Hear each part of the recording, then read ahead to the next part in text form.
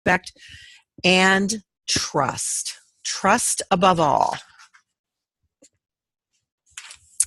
Trust is that essential foundation for cooperation and collaboration, and that's really at the heart of how directors and boards work together on behalf of the library, of our customers, and our whole community.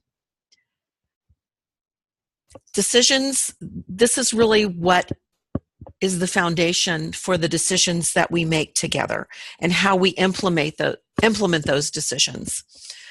Those decisions result in good policies, in good resources, including money, in strategic planning, public awareness of how important the library is and the difference we make in the community.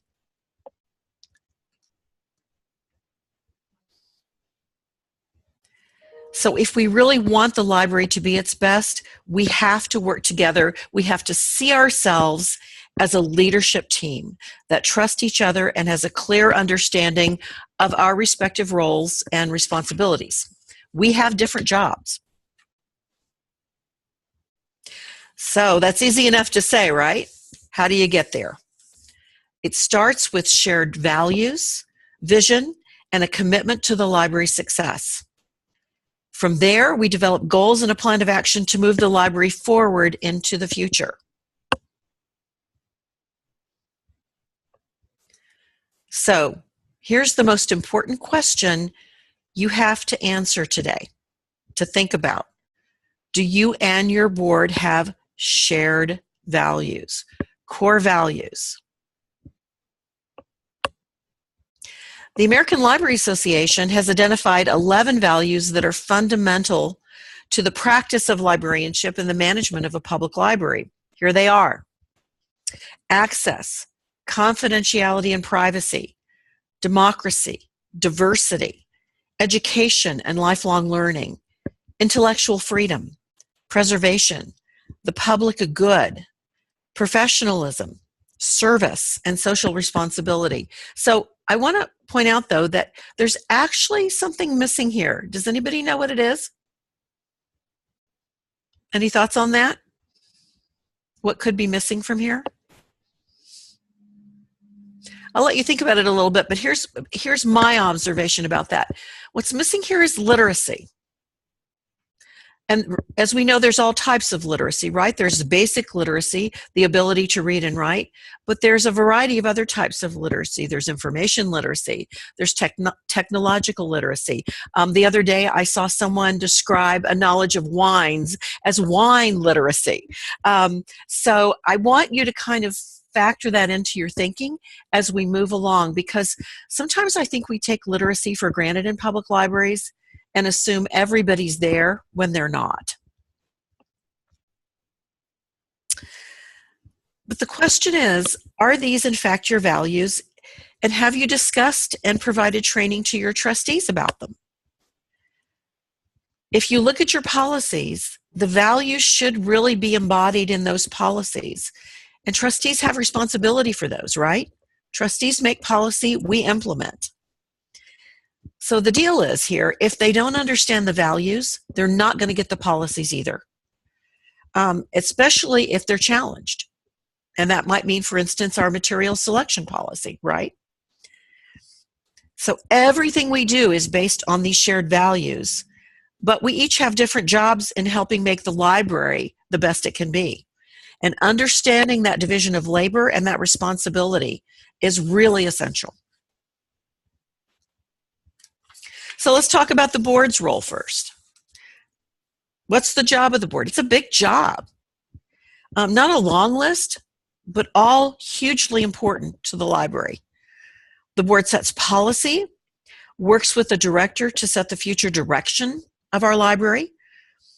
They seek adequate, resources to provide quality services and the right level of service, including things like how many hours a week we're open. They advocate for the library and the community, and they represent the community's interests on the board, right? It's a two-way street. And the board has one employee. That's us. That's the director. The board's responsible for hiring the director, and the job doesn't end with the hiring.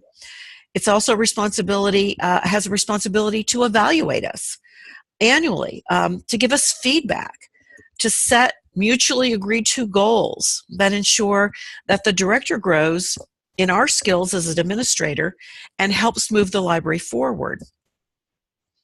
And if that doesn't happen, the board also has a responsibility to provide feedback, to potentially discipline or even fire a director and find a director that will do what needs to be done. So it's our job. Well, we have a big job too. The board delegates responsibility for the day-to-day running of the library to us. And sometimes that can be problematic, right? We use the term micromanage to describe sometimes trustees who cross a line and involve themselves too much in day-to-day decisions and operations. But in the ideal situation, the board delegates that responsibility to us. We implement the policy. We manage the budget. We oversee other employees' performance. We ensure that the library is providing services and collections and programs that fulfill our strategic plan, that really meet and exceed what our community, our customers expect of us, and that we represent the library in the community. So how do we do that? We set vision and direction, and we don't do that by ourselves. We do it in consultation with the board, with the staff, and with our community. We set the culture of the library, of professionalism, excellence, continuous improvement, service, and I'll add fun to that too. We want fun to be part of our culture because we have like the greatest job ever. And we find and allocate resources to get things done.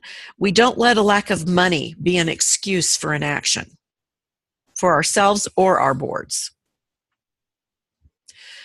We're also out in the community representing the library, building partnerships, and helping fulfill our community's aspirations and dreams.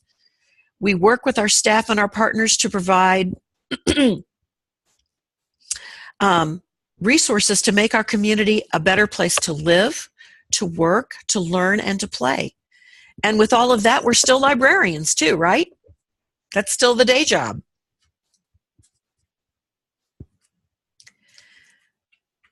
We have to think of ourselves as leaders.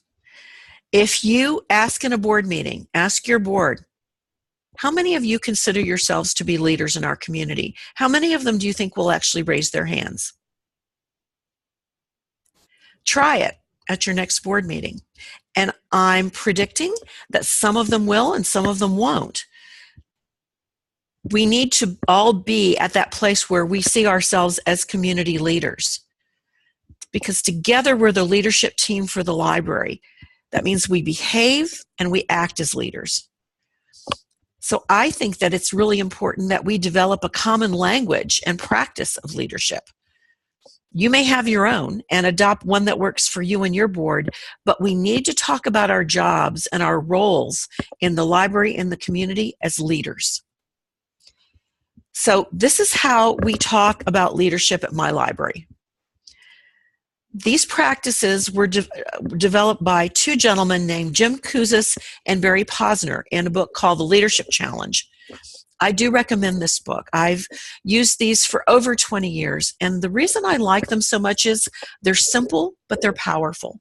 And it doesn't really matter what industry you work in or what background you come from.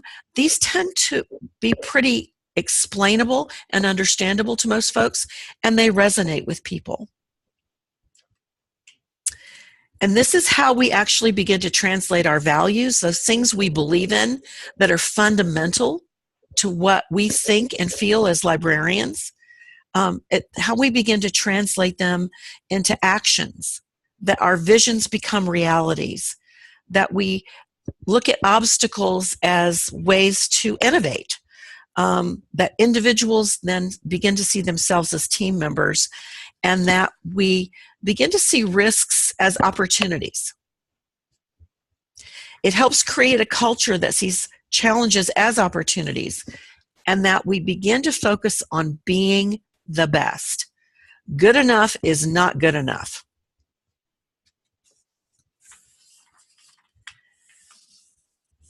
So where do those trustees come from? We don't choose our own boards, right? A lot of organizations have what are called self-perpetuating boards. You may have served on one of those or been part of an organization that did that. There's a nominating committee. People are nominated. The board votes on it, and voila, you're in, right? That isn't how it works with public library boards in Kansas or in most other states around the country. Our boards are appointed, and they're typically appointed by elected officials, right? The governing bodies in our communities. That could be the mayor and the city council, could be a county commissioner. In some rare instances, not in our state, but in other states, boards of trustees are actually elected themselves. They actually run for office. So it's really important that we make sure that we have a clear understanding of how our trustees are appointed to the board, that we know inside and out our municipal laws, our state statutes, the bylaws of our board of trustees, all those things that outline authority, length and terms of service, and any other requirements that there might be. And we're very fortunate that in the Northeast Kansas Library System, we get regular training and great advice and information on not only what those things say, but how we interpret them. These are my board members, by the way, except the lady in the middle, Elizabeth Ross, is passed away, and I cannot tell you how much I miss her. She was an amazing woman. I always like to give tribute to though Elizabeth. Shout out to her, because somewhere she's listening and probably keeping an eye on me to make sure I'm doing my job right. Never forget that our boards are part of the local political process. You know that old saying, all politics are local? It applies to libraries as well. Just because our boards are appointed, not elected, does not mean they're not viewed as political. Those elected officials who appoint them have constituents, they have interests, and they have commitments that they've made. So that raises an issue that can be difficult to deal with, especially in small communities. How much, say if any, should library directors have, and who's appointed to serve on the board? Now, the ideal answer is little or none, but we know in reality that isn't the way things frequently work. Even in all the ways that matter, Topeka is still kind of a small town too. Trustees are appointed by elected officials for a reason. Library boards have authority over public funds and must answer to the residents of the community. They don't answer to us, right? They answer to the community. But the reality is that the way in which someone gets on a library board can vary enormously. He or she may be a friend of the mayor, right? Could be a relative of the mayor, or a council member, a dedicated library user or a volunteer, or someone with an agenda that could be beneficial, or it could actually hurt the library. Regardless of the reason, it's political. And it's important that the library director not be perceived, that we not be perceived as taking sides or exercising undue influence in who's appointed to our boards. We have to be pretty careful about that. So it'd be great if there was a Match.com, right, to find the perfect match for board members, but there isn't, for finding that perfect trustee. So what can we do to help our boards think about and define what it means to be a good trustee? And that certainly can be communicated to our appointing authorities so that they have information to make good decisions on behalf of the library. So we may not be giving them names, but we can certainly talk about things like community representation, skills, knowledge, networks and connections. So first we have to define what makes a great trustee. So a few years ago, the Montana State Library did a survey, and they asked library trustees and library directors to describe the perfect trustee. So here's what the trustees said. Give you a second to look at that.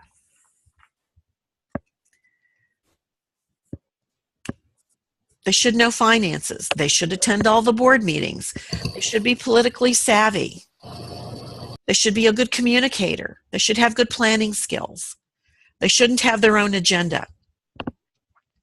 Aware of how library works, but not a micromanager. Remember, these are trustees. Come to the meetings prepared. Be available to their librarian director. They should have good team skills. They should be good listeners. They should be good stewards of tax money. They should help educate the local government. And they should know they're not the library director. See that last one? So here's what the director said. Pretty similar, isn't it? We have pretty good agreement there.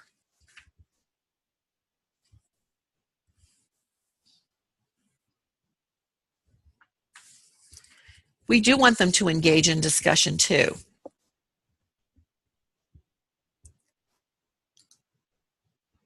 So it may sound silly to ask if you want an apathetic board member, but remember, great library trustees for the most part are not born. Nobody's born knowing how to be a great library board member, right? Library trustees are made, and they take care and they take tending. Think of them as your garden. And what's more, they deserve that care and attention. They volunteer their time, their expertise, and willingness to learn a lot about libraries, and your library in particular. So that question came up, those comments came up a lot in the questions that we sent out.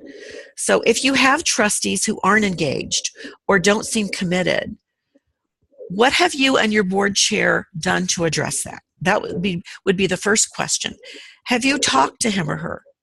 FaceTime and communication are really essential, and it's amazing how often that doesn't happen, because it can be difficult, right?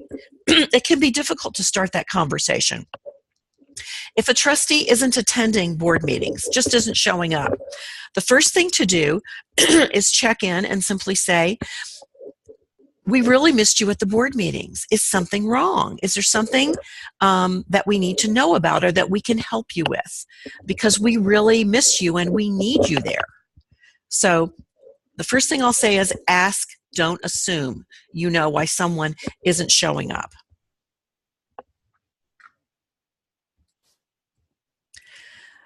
That Montana State survey show that there's agreement between directors and trustees, right, about what constitutes that perfect trustee.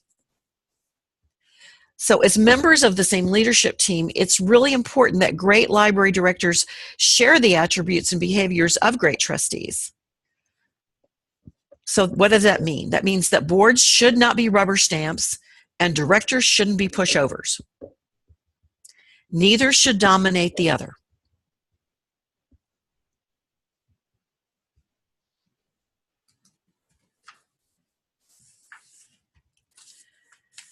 And you can tell when the relationship is working. It's like any other relationship, right? Think about this. Think about your personal relationships with your spouse or your partner or a good friend, right? We're listening to each other. We're making decisions together. That doesn't mean we always have to agree. It means we can have spirited conversations. We can disagree with each other, but ultimately we can get there, right? And we get to decisions that we can all live with. Our meetings are productive. We talk about substantive issues. We make good decisions. We get things done. We each know our jobs. There are outward outcomes that are happening, right? Because we're doing our jobs right. Our libraries are thriving. We're growing. Maybe our usage is increasing some. And we're looking at our community and changing to meet the changing needs of our community. Also, there's signs when it's not working. And there was a comment just before we started about board meetings where trustees aren't listening to the director or they're not listening to each other. The director makes all the decisions, or conversely, maybe it's a board member who's not even the board chair who is unilaterally making decisions. The board micromanages. It takes more of an active part in the day-to-day operations of the library, or second guessing the director on decisions we've made or how we're handling something. The meetings aren't productive. Things aren't getting done. Important issues aren't discussed. Decisions are delayed, or they just don't get made at all. Or decisions may get made, but then there's no action after the decision's made. No change occurs. And you might be able to see that in the quality of the services we're providing. The community could be noticing as well. What's happening at that library? Well, nothing. They're not changing to meet our changing expectations and needs because they're not working effectively together.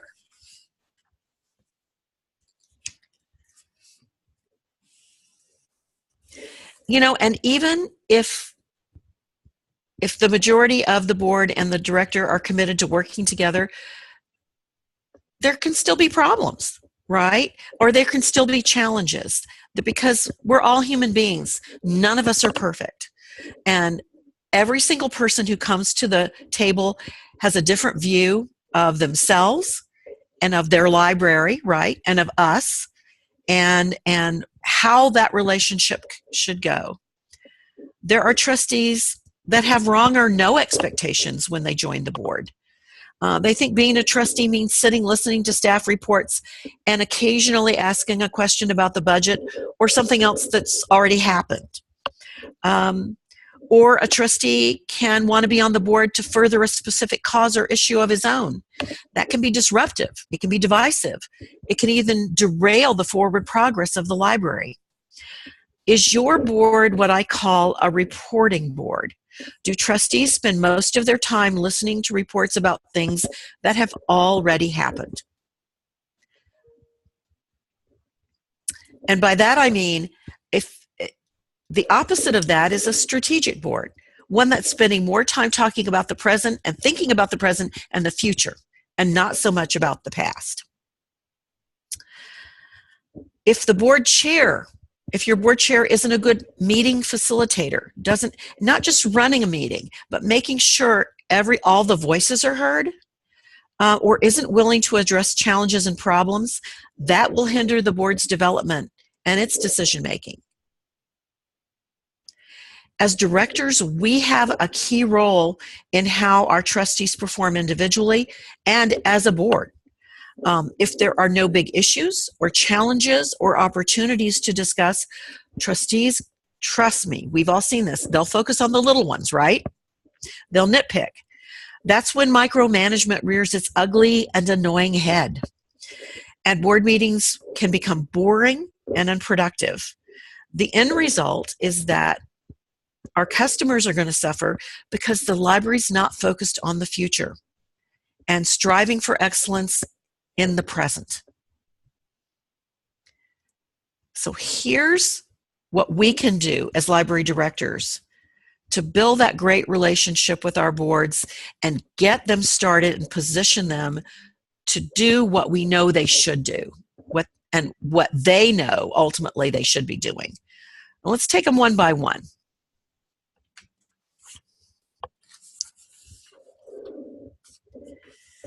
Orientation of new trustees is the most important thing you will ever do.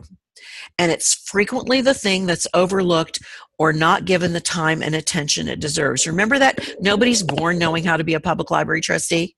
That's absolutely true.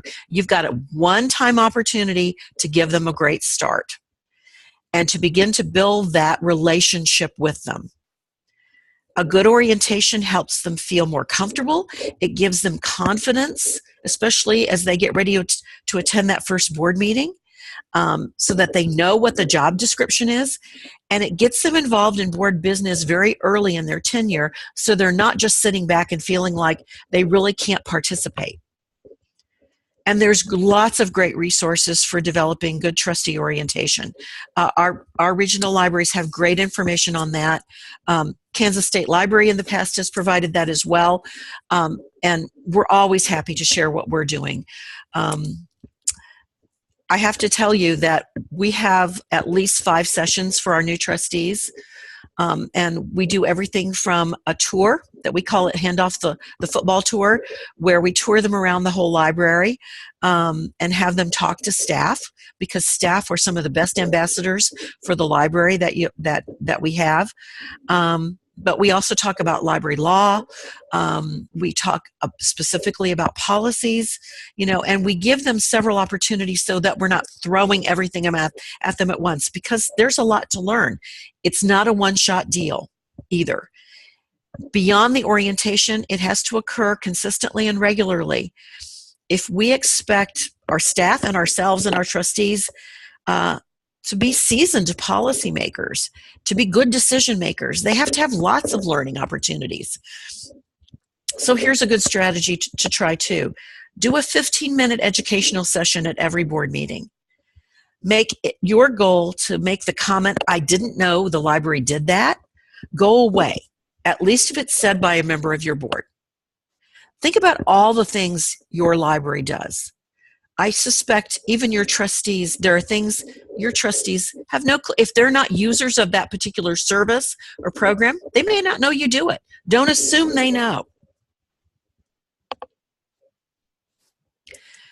Get to know your board. People work better together when they know each other. Trust is built on that knowledge and understanding. So spend some time outside of the regularly scheduled meetings to get to know your board members. What are their strengths? How can they add value to the team? What's their perspective on the library? What's important to them? Why did they want to be a trustee in the first place? Ask them that. Ask them to share that at a board meeting.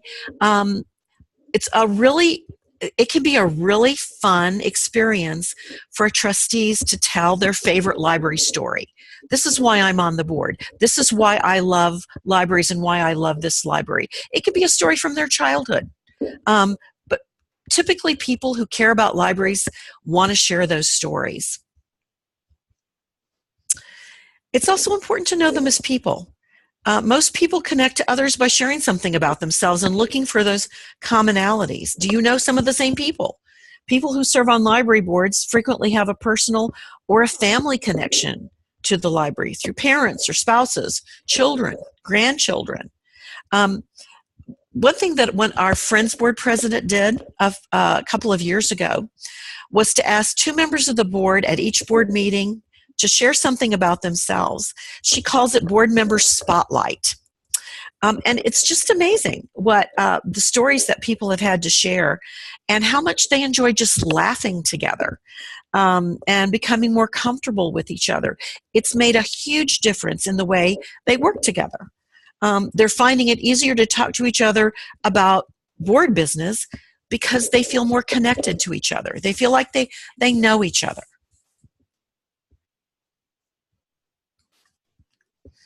Okay, I love this. This is an actual book. Board meetings should be more than a report session. Your board members have taken time from their busy schedules to spend time with us and with our teams. So think of your board as a brain trust or a think tank. We need to draw on their expertise and their knowledge of the community to help the library. So more and more strategic conversations are replacing, say, traditional strategic planning models. We have them all the time. They're going to help us promote greater understanding of the challenges we're facing. They're going to facilitate, somebody talked about in their response to the questions, that helping the board think about and accept and embrace change was difficult. But having conversations about the future can help mitigate that feeling, that fear of change, and help people understand why we're not changing for the sake of change, which is something that sometimes gets thrown back at us, right? Well, who does that? Who has time for that? We're changing for a reason, but help them understand what that reason is and why it's important. Of developing new ideas for creating value for our customers. Helping them envision the future. It starts with asking questions like, well, what's next for the library? And posing other questions that help people break those big ideas into manageable pieces to think about and talk about. So asking a question at a meeting, spending 15 minutes talking about, okay, at this board meeting, we're going to talk about what are the top 3 things that we think we should preserve or change about our library and why. Strong boards have strong leadership. That means a chair who's willing to act as a leader, using leadership practices you've adopted for your library. It also means being willing to facilitate those conversations. And you may have to help your board chair with this. Again, not everybody's born knowing how to lead a meeting or how to get the best from a group, right? To draw people out, to get their ideas, coming up with those good questions. And as I said before, good boards spend as much time talking about the future as they do the present. And they spend a minimal amount of time talking about the past.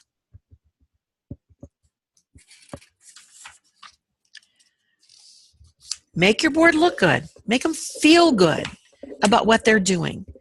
Trustees are public officials, just like city council members, county commissioners, mayors, other people who serve on boards. It's a big deal, serving on the library board. They should look and sound knowledgeable and professional. Make sure you honor them for their service and treat them as the important people they are. Put their pictures and biographies on the library's website. Interview them for the library's newsletter if you have one. Or encourage your local newspaper to do interviews with them. Invite the board chair or other board member to write a guest article for the newsletter or your website.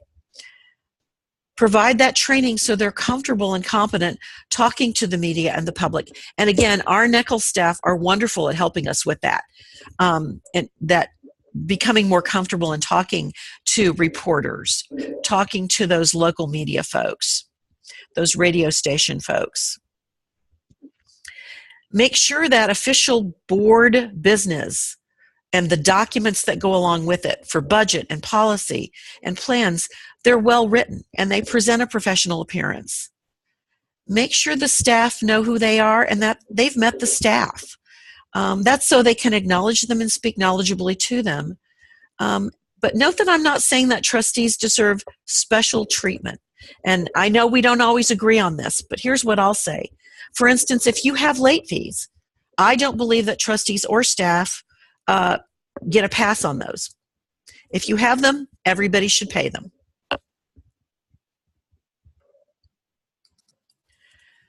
Part of looking good is being informed. And several people mentioned that communication was a challenge with trustees. Getting trustees, for instance, to respond to email. It's important to stay in touch and keep them informed. Think about how you currently communicate with your board. Do you do it? Are they accustomed to it? Is it a habit? Do they expect to hear from you? Do they hear from you? And it not just in the, as I call it, brace yourselves mode. I ask myself, I have a 37-year-old son, and it seems like sometimes that sometimes I only hear from him if there's a problem, right? And so I call it the brace yourself, Gina, form of communication. Is that how we're communicating with our boards? Do they only hear from us if there are problems or if we need something from them? Have we developed a habit of communication with them so that it becomes their habit to respond? Not just when there's bad news or we need something, but when there's good news. So that means staying in touch. I suggest including a report if you do a board meeting packet. It doesn't have to be long, but tell them what's going on in the library and in the library world, not just in your library. That's how you introduce them to new ideas and trends, the best and next practices, so that when you begin to talk about change, they understand it's not just you that's talking about this. These are national things that are happening, and good libraries, successful libraries, are making those changes. Ebooks are a good example. Hopefully your trustees, know that you provide ebooks to the community.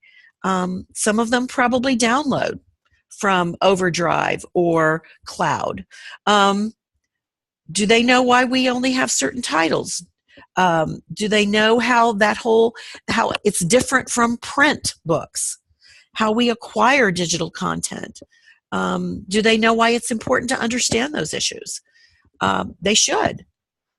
Also, give them a heads up. If a reporter calls and asks about the library's budget or says that he or she wants to do a story about the library, let your board know that that's going to be happening, especially if it could be something controversial. If your budget goes up, that's a good news, but sometimes, taxpayers have concerns about that.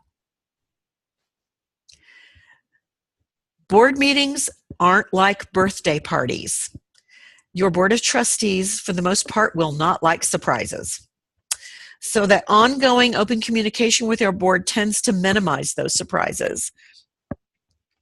Remember, they're here to help us and our teams be productive and successful. And that can be difficult at times. It's important to share all relevant information with the board, the good, the bad, and the ugly. They need to understand what's working, what's not working, and sometimes what's keeping us up at night. Because unless they fully understand the situation, they can't help us with the solution. I'll give you an example. How many of you are aware of the opioid problem that's occurring nationally, right? And it's not just happening in big cities. Opioid addiction is just epidemic right now. It's happening in small rural communities as well as in the big cities. Libraries around the country are responding to this in different ways.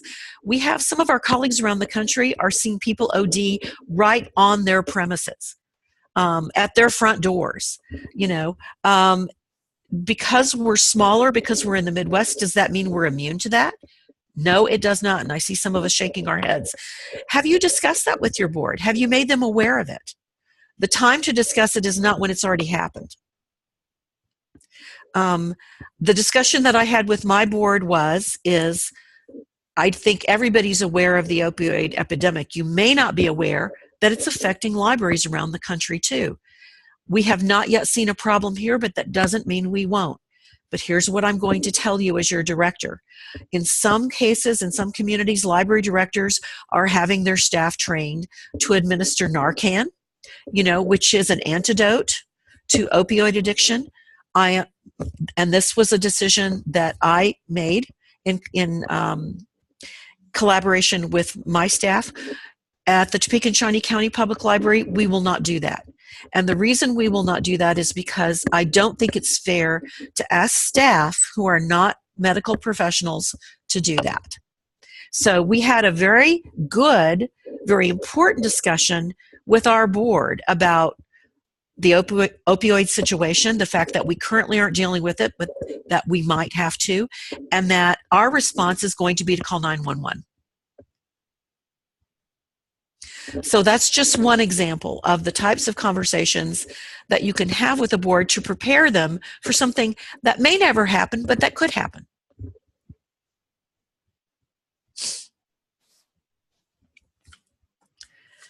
There's a balance of power too. We both have authority, and we both have to know how to exercise that appropriately and to share. Just like in kindergarten, sometimes you have to share, right? At the end of the day, the board's our boss, but we do the big things together. That includes setting the future direction of the library, making sure policies and procedures are actually working, that they say what they need to say, that we all understand them, and that they're working. And that also means seeking and managing resources the library needs. That could mean tax support, it could mean private funding, it could mean volunteer assistance, it could mean anything that's going to help the library provide great service. We also need to put the board to work. And some of you mentioned that you could really need some help from your board. And I think that simply inviting them to an event sometimes doesn't work, right? They're not showing up. So it's sitting down and talking about what it is you need from them. What I said to my board a few months ago, they do an annual evaluation of me, and we had a great conversation about the goals that we had set together and their expectations of me moving into the next year. And then the board chair said to me, "So what do you want from us?" And what I said to them was, "I need more from you now." And they said, "What do you mean?" And I said, We're starting a new strategic plan. We're making big changes to our facility now for the first time in 20 years. I need you at library events, all of you.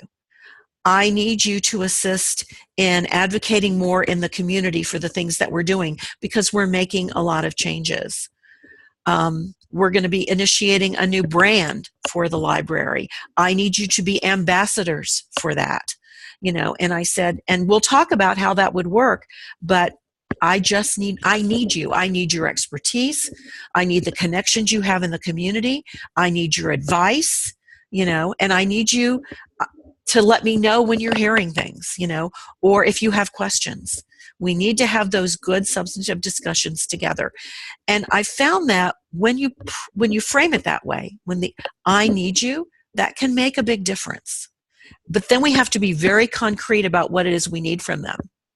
And what we ask, I would like you to be present for this particular event, and this is why.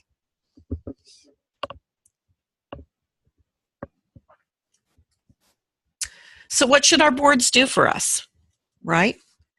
They do have a responsibility to have expectations and make sure that they're clear and that we understand the accountability that they expect. That we understand, they understand our needs and expectations.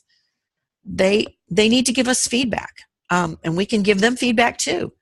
They also need to know the market for director compensation. Is what we're being paid fair and equitable? They need to work with us to set realistic performance goals. What do they expect from us in the coming year? What are we going to accomplish as a library? And to give us feedback. Don't wait until the end of the year to say, well, gosh, we thought you were going to do this, or we thought this would go better. And they also need to support our development. Library, nobody's born knowing how to be a library director either, right? We need ongoing education. We need training. We need opportunities to network. Again, we're very fortunate. We're, I guess I shouldn't play favorites, but, we're Nichols members, and I think we have the best regional library in the state. We get great opportunities for learning, but we can always use more. And our library boards need to invest in us. If they want us to do great things, the return on investment comes from investing in us.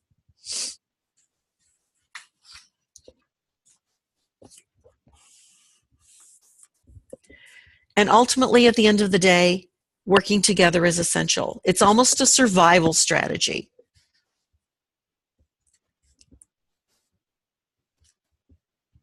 Because challenges can seem overwhelming.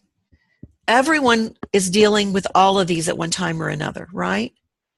But the burden is eased and solutions are better when we work together to resolve them. And at the end of the day, it's about the library, right? And it's about our community. And it's worth the work of making that director-board relationship a good one, because we can accomplish so much more if we have that shared vision and that we're working towards. In my case, my goal is for every single person in our community to have a relationship with their library. Andrew Carnegie said, a library outranks any other one thing a community can do to benefit its people. It is a never-failing spring in the desert. We have to believe that, I think, and work together to ensure that the community believes it as well, that we're not just a nice thing to have. We are an essential part of the community. What if we ask each trustee and director to sign a code of ethics and a commitment agreement? This could be another part of orientation. You can't make anybody do it, right? But you can suggest and facilitate a discussion of this. I challenge you to think about that.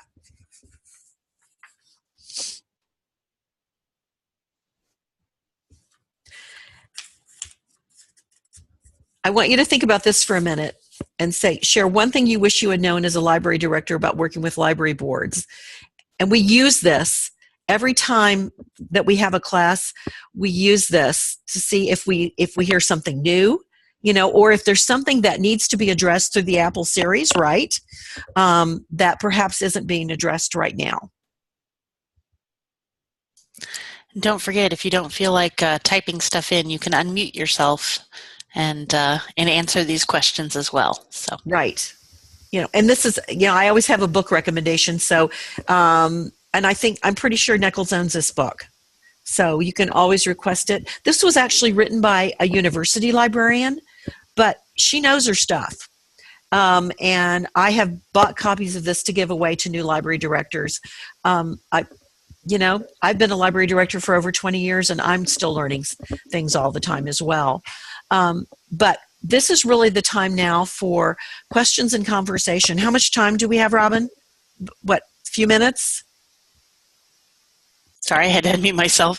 Yeah, we've got at least 6 minutes. So. Okay. Good. Comments, questions. Somebody want to challenge me on something I've said and just say, Gina, you are so wrong about that. I'm good with that.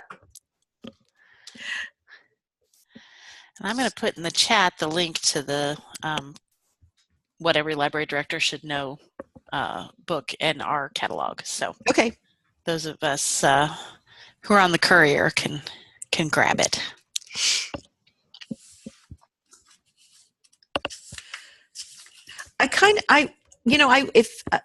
Is anything showing up in chat? If not, I wanted to go back to the question that someone posed at the beginning about board meetings that are they're a bit disruptive. Mm-hmm. Interruptions, and then they just don't listen. So, okay. So here's what I'm going to suggest. There is another book that I want to recommend, and then I'll tell you why. It's called The Secret to Masterful Meetings. I have it on my desk. Hang on. I'm going to pull it.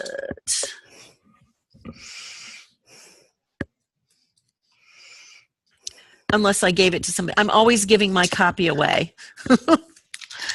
So maybe I don't have it with me. No, I have The Secrets to Facilitation. I think I gave my copy away again. But Robin, I've recommended this before, mm-hmm. and I think that I know a number of us in the Nichols Directors Group have read that book and even discussed it at one point. Yeah, we did kind of an email book club where we read a couple of chapters a week and talked about it as Nichols directors. So here's what I'll tell you about that book. I would suggest you get it and read it and share it with your board chair. Your board chair is the one I assume is running the meeting, correct? Or if not, should be. Because that's not our meeting, that's their meeting. This is Cynthia's question. So okay. Cynthia. Is she responding? Not in chat. So okay. Oh, yes, she did. Yes. Okay. So let me see if I can pull. I'm going to pull chat up so I can see it too. Yeah, because there have been a couple of questions. Marion mentioned issues, and then Crystal just posted an issue as well. So right. So let me finish up with the meeting. So one of the things is really looking at the structure of your meetings and setting ground rules at the beginning. And one of them is that could be, and I can send some out as examples, everyone speaks, but everyone listens, right? And that only one person speaks at a time. And then your board chair, your facilitator actually then can point to that list and say, remember, these are the rules. We're going to respect each other by listening carefully to everyone's comment, and nobody speaks over anyone else. But ground rules can be incredibly valuable at training people and reminding people to listen as well as speak. So I would begin with that. Just see if you can't change that pattern of behavior. Crystal said, my board members and I get along well. I'd like to get them more involved with programs. Now, when you say, but other things Do you mean, but not other things like jobs conflict? Is that what?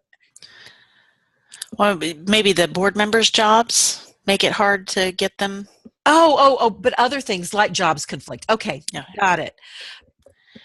There, well, there is that. If they can't clone themselves. We know that. The other thing to think about is that not everybody on your board may not have the opportunity to attend a program. And in that particular case, what you might ask them to do is help you recruit another volunteer. Because if they just physically can't make it, they can still be an ambassador for the library by helping you find a person who could do that as well. And that person potentially could be a future board member. So you're still engaging them and involving them, but you're asking them to do something if they can't show up.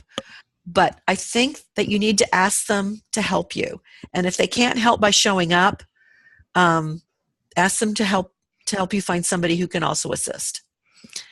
And I think that's probably a good response to the next question, which is how do you, being the lone director, which a lot of our smaller libraries, the director is the lone employee, how do you get things done? And I think, again, Gina's answer is a good one for that, get the board to help you. I think that's true. I think it's going to be it's really important to have your list and have priorities. What are the essential things that no matter what need to get done? Determine what you can do, and then determine what you need assistance with, and be very clear about that. Because if you're a one-person shop like that, inevitably you're going to be asking your board or other volunteers to do things that in a larger library that would be done by staff, right? And you just don't have that. So you've got to deal with the situation you have, which means you have to be really clear about what they're doing and what they're not doing. And you have to have agreement on that. Because, again, there's a slippery slope there. And I put it in writing.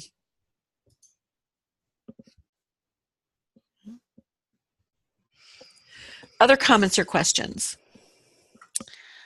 I think there was that the board doesn't get it.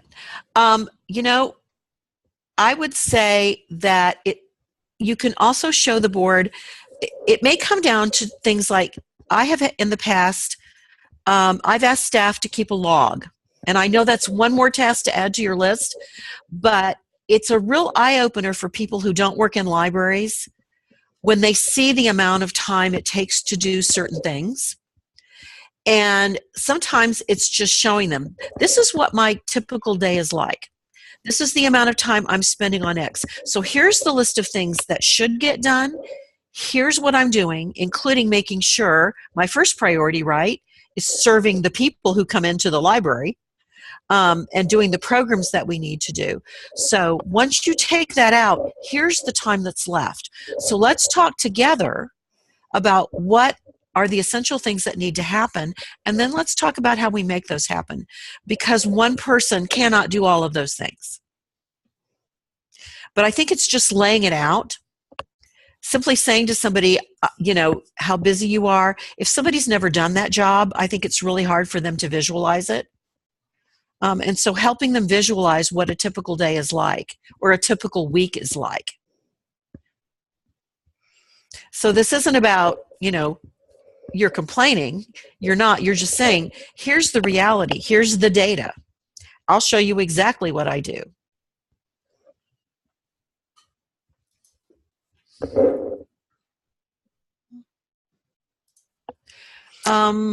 How do I deal with someone who just turned angry and argumentative towards me? Yes, Cynthia, yes, you absolutely should talk to her. Is this the board chair or another board member?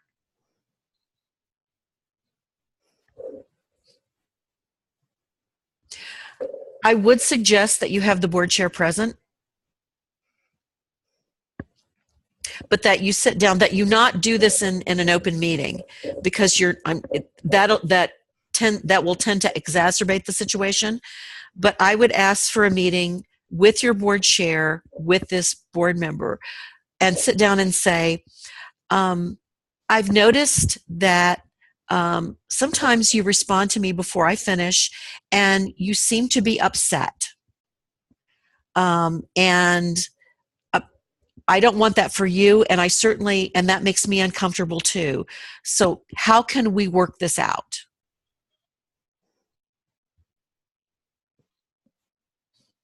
So you're not saying you're a bad person. You're being, because the minute we accuse somebody of something, no matter how well deserved it is, they shut down, right? They stop listening to us. So what I'm going to encourage you to think about is, what is it you want to happen here? If you want this behavior to stop, if you want the relationship to improve, then what are you going to say, and what actions are you going to take to help make that happen? And the first thing is, people do this all the time, conflict avoidance. Nobody wants to sit down face to face and address this because it's just darned uncomfortable, isn't it? But it's the best and most powerful thing you can do, because sometimes I'm amazed at what you learn from someone. Sometimes they don't even know they're doing it. It's so ingrained in their behavior, or they don't have that level of self-awareness of how they're coming across. And sometimes it's just really important to say, this is happening and this is how this makes me feel. So you're not saying you're doing bad things. You're just saying, this is what I'm seeing. This is my reaction to it. Can we make this better? Does that make sense? Okay. You're welcome. I don't want to minimize this. This is tough. This is tough stuff. So I really admire you for being willing to tackle it. Bye, Marion.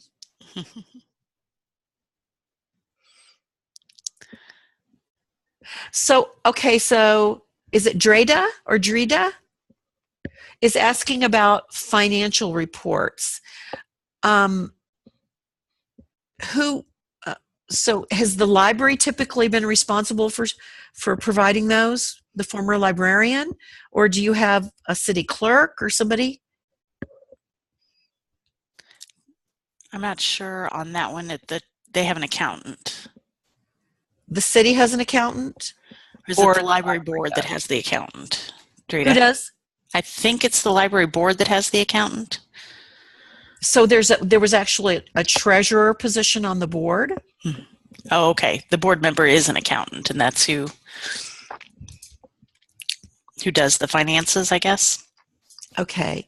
Can I ask what the relationship is with the city or town? And is there any bookkeeping or accounting done at that level in terms of the library? I know the town pays for they used to pay for part of the utilities, and I don't think they are anymore, but I don't know if the town owns the building. I don't remember. The town owns the building. Okay. As far as our books, the accountant does that. But where he's been a prior boss of mine, it makes it a little more complicated to get my reports. Plus, he's having health issues, so he doesn't always get to attend meetings. I've tried asking in advance for the reports, and I don't get them. So where are your where's your budget and your financial records? Where are those being stored and kept? With the accountant.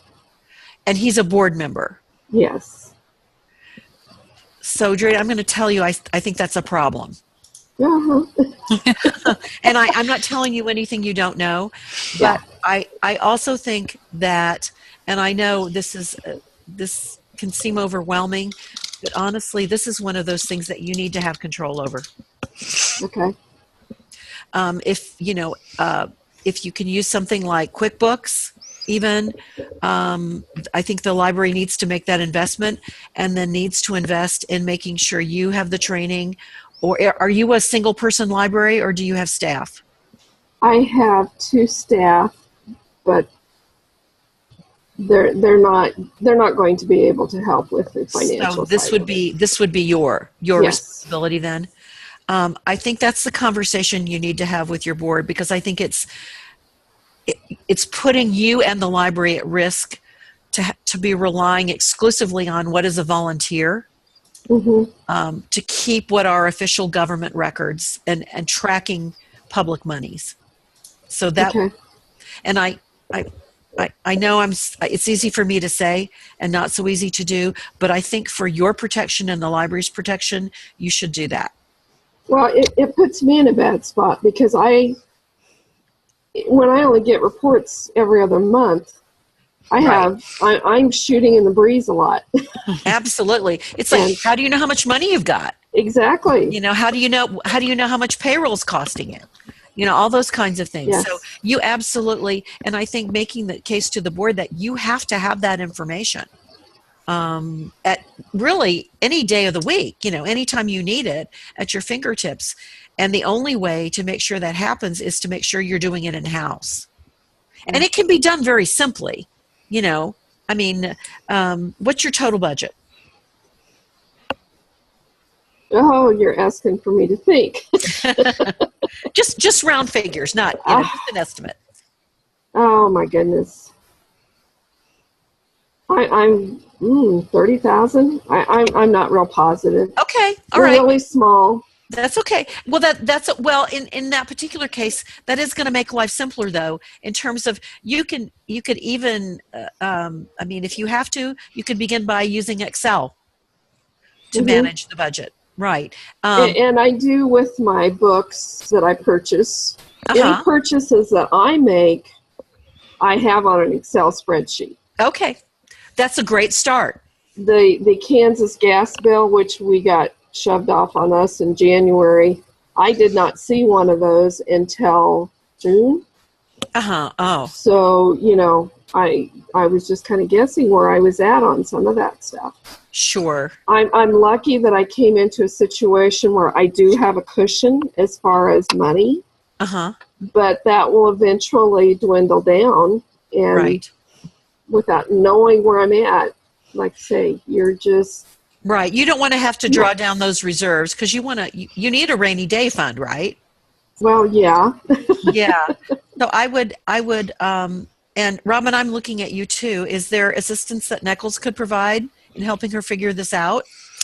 Yeah, Laura would be a really good resource for any financial issues, or Mike McDonald, either one, could probably sit down and help you figure it out. It's, you know, once you get the information. But yeah, certainly. But I would definitely take that, Andre, so that regardless of who's on the board, whether you have accounting expertise or not, you always are in control of your budget and expenses. Okay, I have a very basic question then. Am I the ones that would create the check for the board members to sign? The other thing I think you want to look at is as much as you can, separation of duties. And I know that is really rough in a small organization. So one thing's for certain, you should not be creating and signing both.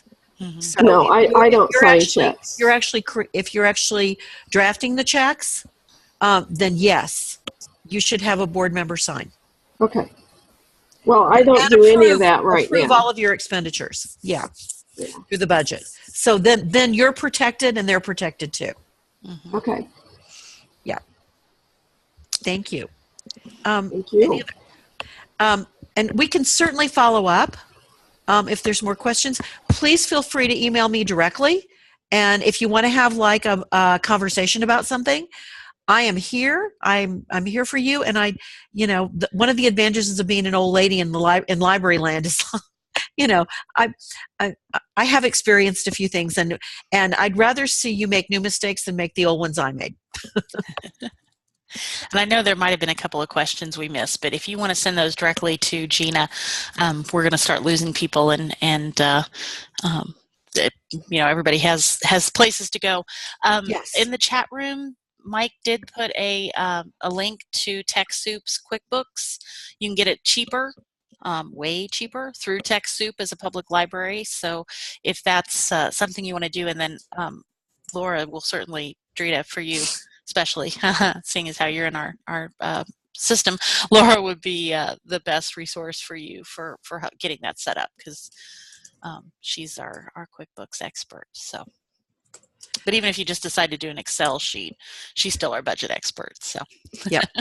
But I mean, if something comes up, or if you want more information about something we've talked about, or you just want a sounding board, I'm happy to talk to you. Happy to do that. So we'll be new best friends. Well, thank you so much, Gina, for this. As always, excellent presentation. I'm going to go ahead and get this archive put up, hopefully today, maybe tomorrow, depends on how things go. And I'll send out an email to everybody so you guys can watch it again if you need to. So. Wonderful. And if anybody has ideas for things that should be included, or that I should de-emphasize some, I want to freshen, if we're going to do this again next year, I want to freshen it up. So please, I would welcome your suggestions. Thank you so much. Thanks, Awesome. everybody. Thank you, guys. You guys have a good day. Enjoy this weather. Yes. Bye-bye. Bye-bye.